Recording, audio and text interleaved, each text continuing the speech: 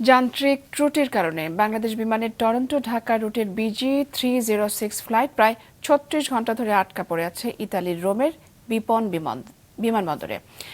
এতে দুর্ভোগে পড়েছেন ১৭০ বাংলাদেশি সহ ২৫০ শতাধিক যাত্রী।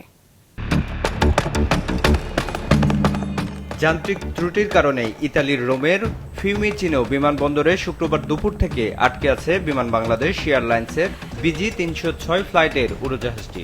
তবে এটি মেরামত করতে আজ দুপুরে ঢাকা থেকে প্রকৌশলী দল ও প্রয়োজনীয় খুচরা যন্ত্রাংশ পাঠানো হয়েছে। এ কারণে দুর্ভোগ পোহাচ্ছেন এর যাত্রীরা।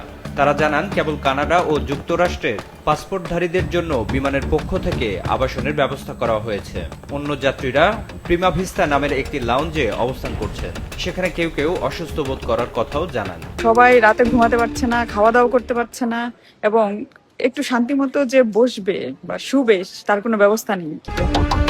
দীর্ঘ সময় অপেক্ষার পর নিম্নমানের এবং দুর্গন্ধযুক্ত খাবার দেওয়ার কথা জানান কোনো যাত্রী।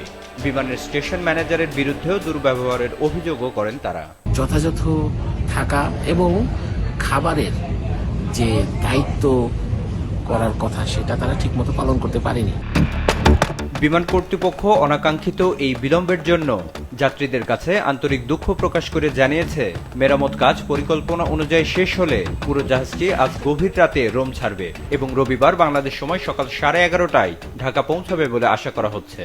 2টার সময় আজকে আমাদের ফ্লাইটটা গেছে, ইঞ্জিনিয়ার এখানে যাচ্ছে। আজকে বাংলাদেশ টাইম রাত 11টার দিকে রোমে পৌঁছাবে।